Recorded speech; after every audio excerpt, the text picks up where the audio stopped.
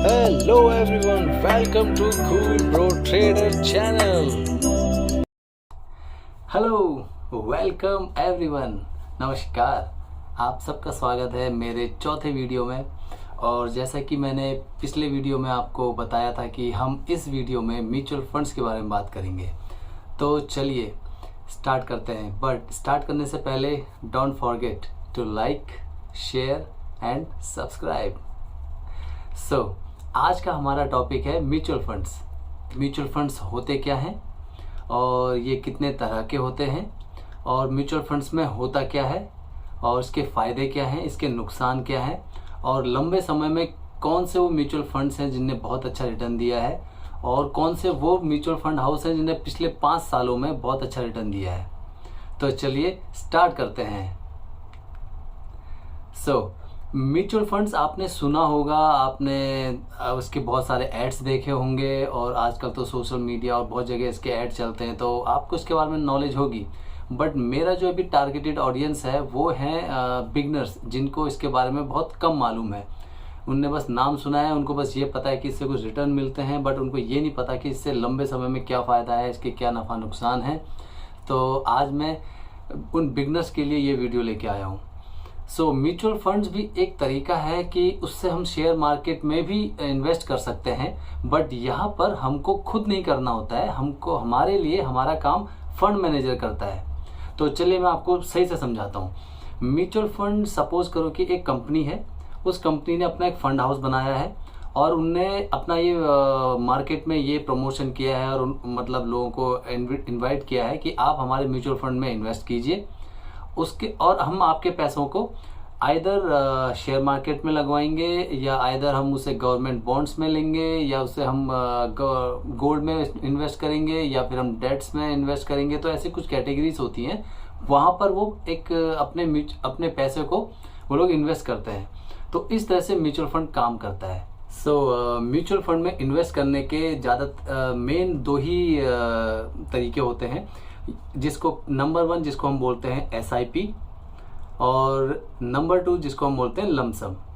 तो SIP में आपको क्या ये फैसिलिटी मिलती है कि आप हर महीने किसी भी एक तारीख को एक बैंक के साथ एक मैंडेट करते हैं कि हर महीने आप इतना एक अमाउंट 500 रुपये, 1000 रुपये, 2000 या 5000 जितना भी आप कर सकते हैं, हर महीने आप म्यूचुअल फंड हाउस में जमा करेंगे और ये हर महीने ऑटोमेटिकली आप बैंक से एक मैंडेट साइन कर लेंगे, तो हर महीने ये ऑटोमेटिकली बैंक से डेबिट होता रहेगा और आपको उसके बदले, आपके हर एक अमाउंट के बदले आपको उस म्यूचुअल फंड की कुछ यूनिट्स मिलती रहेंगी।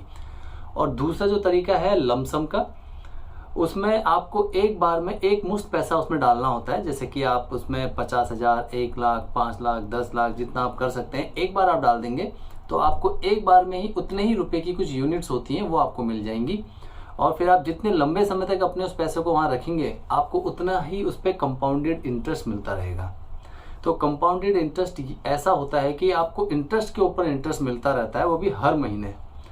तो तभी कहते हैं कि वैसे ज़्यादा अच्छा विकल्प होता है SIP करना, क्योंकि SIP में क्या होता है कि आप हर महीने या हर दिन किसी भी म्यूचुअल फंड की जो यूनिट्स होती हैं वो फ्लक्चुएट करती हैं, बिकॉज वो शेयर मार्केट से लिंक है कहीं ना कहीं। जो शेयर मार्केट से लिंक म्यूचुअल फंड हाउस होते हैं उनकी जो उनकी यूनिट्स NAVs होती हैं वो हर दिन फ्लक्चुएट करती हैं।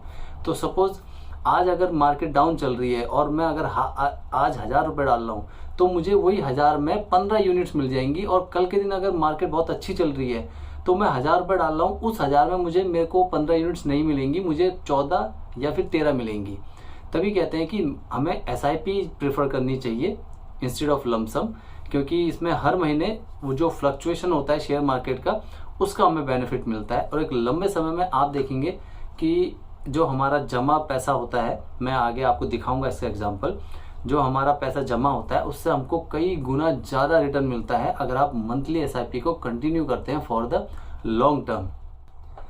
इन म्यूचुअल फंड्स में कुछ टाइप्स होते हैं, जैसे कि इनको investment types of mutual fund कहा जाता है। जैसे कि जिसमें पहला होता है ग्रोथ फंड्स। ग्रोथ फंड्स में फंड मैनेजर आपका जो इन्वेस्टमेंट होता है उसे मेनली इक्विटीज़ या शेयर मार्केट में लगाता है। जिसमें कि एक लॉन्ग रन में आपको एक हाई रिटर्न मिलता है। बट ये जो ग्रोथ फंड्स होते हैं ये थोड़े रिस्की होते हैं, क्योंकि इसको हम इक्विटी मार्केट में डालते हैं, तो इसको शॉर्ट टर्म के लिए कंसीडर मत करिएगा। यस, बट लॉन्ग टर्म के लिए ये बहुत आपको एक अच्छा रिटर्न जनरेट करके दे सकते हैं। और दूसरा फंड टाइप होता है वो होता है लिक्विड फंड्स। लिक्विड फंड्स हम इसको इसलिए बोलते हैं क्योंकि इसमें आपको जब चाहो तब आप अपना पैसा निकाल सकते हो, और उसमें हमेशा फंड मैनेजर ये कोशिश करता है कि उसके पास कुछ पैसा पड़ा रहे, कि अगर कहीं से कोई रिक्वेस्ट आए तो वो तुरंत वो पैसा निकाल के उस इन्वेस्टर को दे सके। तो ज़्यादातर इस इन्वेस्टमेंट टाइप में जो फंड मैनेजर होता है वो आपका पैसा एक शॉर्ट टर्म के लिए कहीं पे इन्वेस्ट करता है, मैक्सिमम जो कि 90 डेज के लिए होता है, और ये लो रिस्की होता है, इसलिए इसमें रिटर्न भी थोड़ा कम ही मिलता है। तो ये शॉर्ट टर्म के लिए बहुत सेफ होता है। तीसरा जो टाइप होता है उसको हम कहते हैं tax saving funds. Tax saving funds में गवर्नमेंट की कुछ स्कीम्स होती हैं जिसके अंडर फंड मैनेजर आपका पैसा लगाता है, और आपको उस पूरे एक साल के अंदर 1 से लेकर 1.5 लाख तक का टैक्स बेनिफिट मिल सकता है।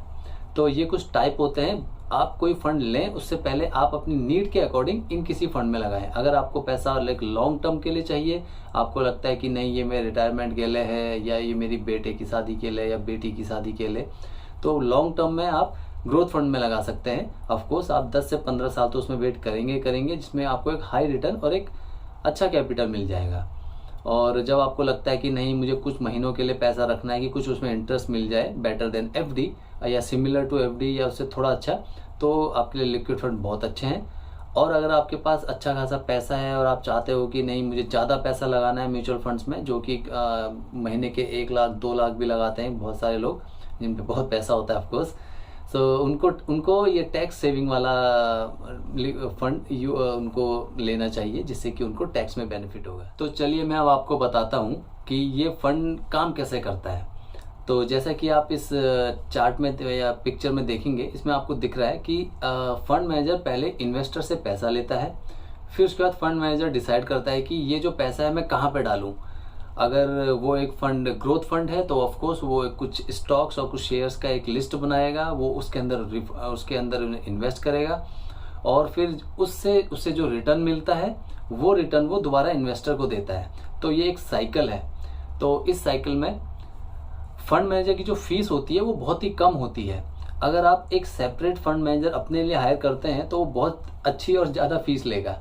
तो यहाँ पे फंड मैनेजर क्या करता है, बहुत सारे लोगों का पैसा संभाल रहा है और बहुत ज़्यादा पैसा संभाल रहा है, तो इसलिए उसकी फीस इतनी कम होती है कि आपको उसका पता भी नहीं चलेगा। सपोज कि अगर आप 1000 रुपये एक फंड में डाल रहे हैं तो मैक्सिमम उसकी जो फीस होगी वो 70 to 80 या 90 रुपये से ज़्यादा नहीं होगी। तो बहुत छोटी अमाउंट में हमको एक बहुत वेल एक्सपीरियंस फंड मैनेजर मिल जाता है जो हमारा पैसा संभालता है और एक अच्छा रिटर्न हमको जनरेट करके देता है। चलिए मैं आपको इसके कुछ एडवांटेजेस बताता हूँ। जैसे कि इसमें सबसे पहले तो आपका पैसा सिक्योर होता है, क्योंकि वो गवर्नमेंट से एफिलिएटेड होता है। उसको गवर्नमेंट की एक ब्रांच उसको हर बार मॉनिटर करती होती है, उसके हर एक ट्रांजेक्शन को मॉनिटर करती है। और उसके बाद इसमें आपको टैक्स बेनिफिट मिलता है, और इसमें जो भी आपका पैसा है वो उसको डाइवर्सिफाई किया जाता है, अलग अलग स्टॉक्स में, अलग अलग शेयर्स में, अलग जगह पे लगाया जाता है। आपको एक एक्सपर्ट, इसमें आपके लिए एक एक्सपर्ट आदमी काम कर रहा होता है आपको, जो आपका फंड मैनेजर होता है। और इसमें आपको सुविधा मिलती है कि आप महीनों में एक SIP के थ्रू या एक बार में लमसम पैसा इन्वेस्ट कर सकते हैं। तो इस तरह से इसमें काफ़ी फ़ायदे हैं जो कि आप इस चार्ट में देख सकते हैं।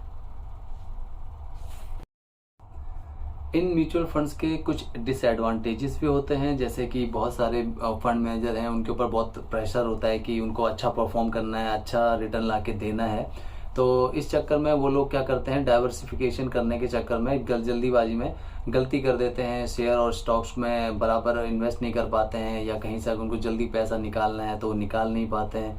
तो इस चक्कर में कभी कभी एक आप देख सकते हो कि कोई म्यूचुअल फंड हाउस कुछ कम रिटर्न भी देते हैं और कोई तो माइनस रिटर्न भी देते हैं, ऐसा होता है। चलिए मैं अब आपको बताता हूँ कि कौन से वो म्यूचुअल फंड्स हैं जिनने एक लंबे समय में बहुत अच्छा रिटर्न दिया है, लाइक 10 से 15 साल में, जो कि कुछ ऐसे फंड हाउसेस हैं जिनने बहुत अच्छा रिजल्ट दिया है, जो आप देख सकते हैं स्क्रीन पे।